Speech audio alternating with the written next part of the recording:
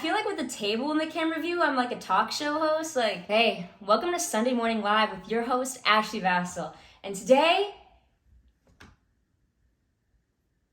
special guest starring me.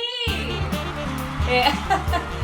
Guys, thank you so much for having me. Oh my goodness. Hey guys, long time no talk, right? I am currently in Madison, Wisconsin, doing my clinical year, aka my last year of veterinary school. And honestly, I love UW. Like, things are going great. Genuinely, no propaganda here. I am very happy at this school. And to be honest, even though like I haven't posted in a million years, I'd argue I have a pretty great work-life balance. My day-to-day is like, I wake up around 5:36. I get to school for like 7 a.m. And then depending on the rotation, I'll leave as early as like 5 p.m. or as late as 7 p.m. Unless I'm on call, then I'll probably just be there, I won't leave. And then I usually go to the gym after that, get home, shower, eat. What do you know, it's nearly 11 p.m. and I need to go to bed and do it all again.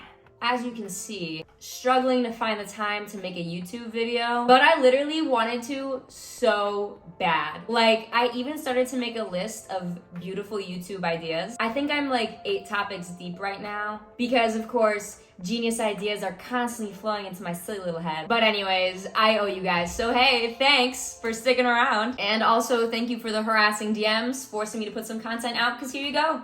Content. Bullying does work. It's been 6 months since I came back to America, and then I started clinics like a couple weeks later. And as I start to figure out how to be an adult and get my life together, honestly, I wish someone had given me some life advice so I could have been a little bit more ready. Or I don't know, just like smarter about how I should go do things, but that's why I'm here for you guys, right? Big hitter we need to talk about right now is financials. This is your last year of school. So last year as a student, aka last year with the beautiful, abundant FAFSA student loans. An end of an era where after this, if you do want a loan, it has to be private because you're not gonna be a student anymore. So be smart, aka save your loans, use them wisely. Of course, a costly apartment, food, life, those types of expenses are unavoidable. What if I told you those expenses could be easier? So as a student, you are eligible for government assistance. And when I say government assistance, like, don't think you're too good for government assistance, okay? Let's settle it down here. Some programs are going to deny you if you don't have money coming in, but like that source of income can be tutoring, braiding hair, nails, whatever. They just want to see that something is happening. You can literally apply for reduced internet, gas, electric, rental assistance, even food share. There is no reason to be shy about getting help. When I first found out about these programs, the government worker on the phone was like, all students deserve help. Please don't think that you don't. Even if you don't get a lot of help, it still makes a difference. For example, my internet should be $40 a month, but instead it's $20 a month because I'm a student who's at school 24/7, life revolves around school, and I literally have no time to clock into a job, so I make $0 a month. $20 a month versus $40 a month? Bro, that's literally the difference between paying $480 a year and $240 a year. Humble yourself, baby. Okay, come on. Hop on, all right? Come on now. Come on now. Come on now.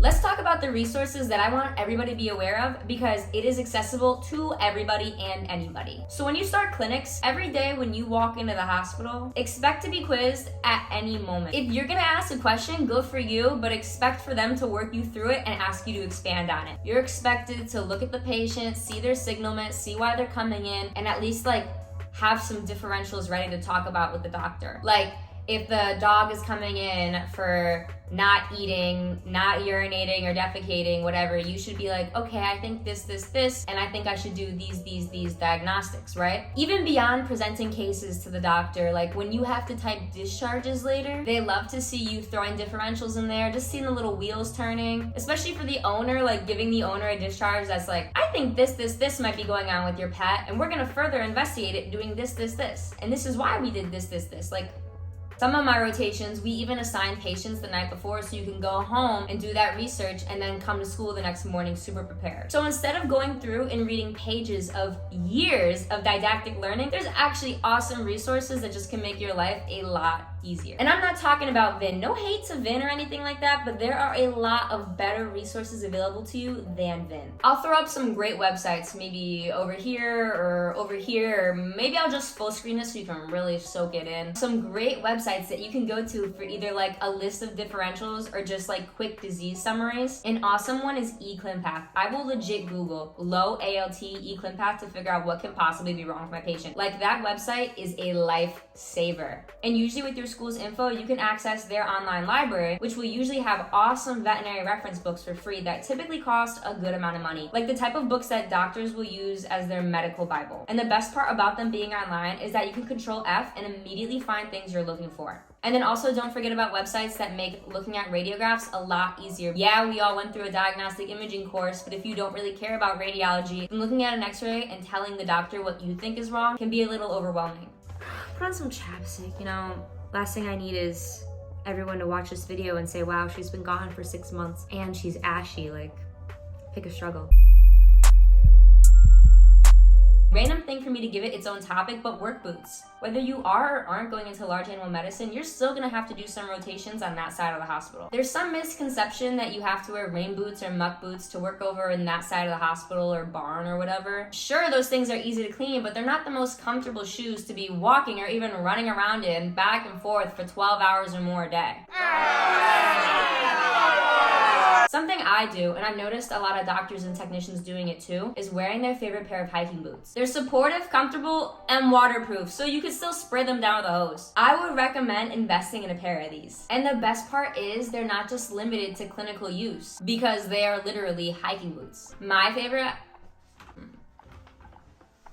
Okay, so my hiking boots are actually at school because I still have one more large animal rotation left, but they're Columbia hiking boots, literally so comfortable, like $100. I've even put people on to buy them too, like, trust me. Get yourself a pair of Columbia hiking boots, you will not regret it.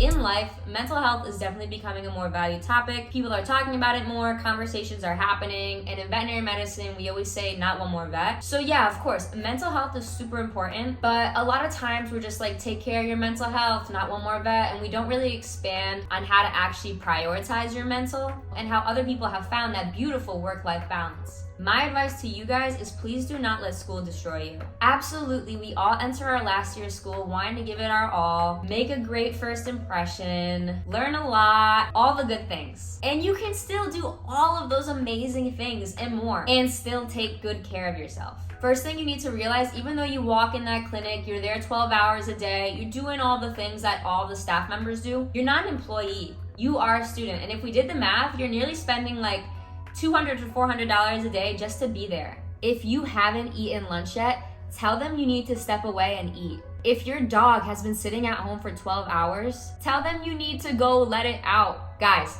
clinics is what you make of it for sure, but that also comes down to a positive or negative experience mentally. If you are miserable every day, you're gonna start to resent the school, you're gonna start to hate being there, you're gonna start to be angry with the profession, you might struggle to retain stuff, you're not gonna be sleeping as well. Like, take good care of yourself. Outside of school, have a life.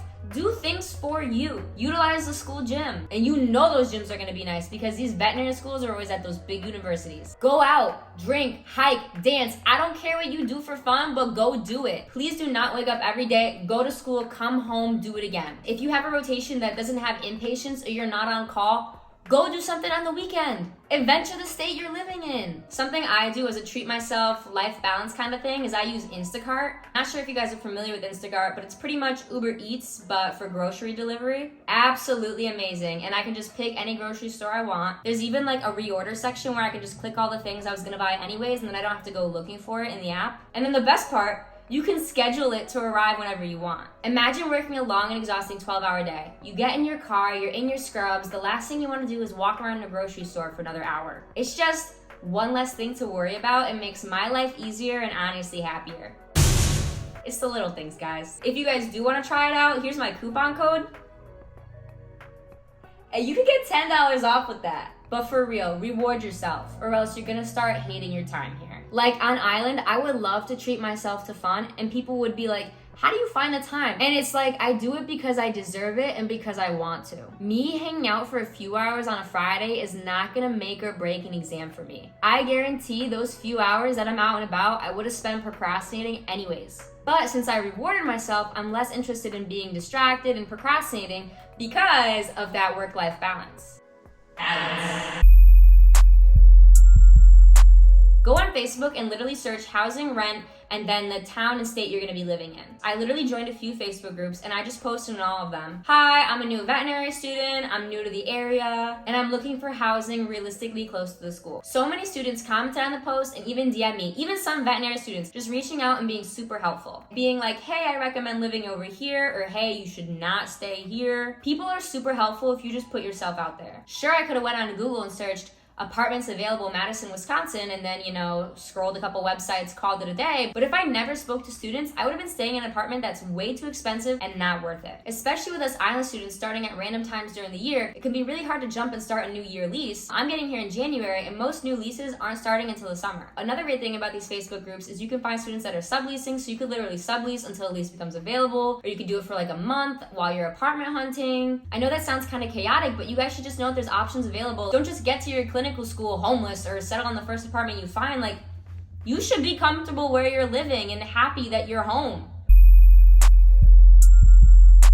Miss NAVLE, everybody's favorite topic, right? Everyone except island students are gonna take the NAVLE in November, so us island students kind of have the luxury to choose if we want to take it earlier or later. My advice, if you're an island student on when to take it, is take it when you want to take it. Some people want to get it out of the way early. Some people want to relax and take it later, myself included. It's truly up to you what you want to do. If you have no desire to take it early, then no pressure. Do not take it early. And if you're not taking it early, that also doesn't mean you need to be studying 24/7, being miserable. I literally have not started studying once, and I probably won't start until like August. I actually learn a lot in school. Like how I was telling you guys about prepping for cases, if you literally just prep for your cases and come prepared every day, read up on things the night before or investigate things during the day, ask questions and engage as you should be anyways, trust that each day you're gonna step away learning something. For me, every day I go to clinics, I am genuinely learning and becoming comfortable with the knowledge. And I retain things more and more. I'm just prepping and trying my best every day. And that's what they expect from you anyways. When it is time to finally study, vet prep is awesome. Do practice exams and timed questions every day. As a raw student, they give us access to vet prep, and we are actually required to do vet prep timed exams and questions during our 7th semester. So I've seen it already. I think it's a great program. And every time I ask anybody who has passed the NAVLE, what did you do? They're like, I literally just did vet prep. Practice questions, timed exams, and then they also have awesome topic PDFs that you can read too. Literally, this is gonna be more than enough to prepare you. You guys made it this far in your career. You're smart, intelligent, capable. The NAVLE is the finish line that you are literally so close to crossing. I love you guys. Take care of yourself, and I'll talk to you real soon.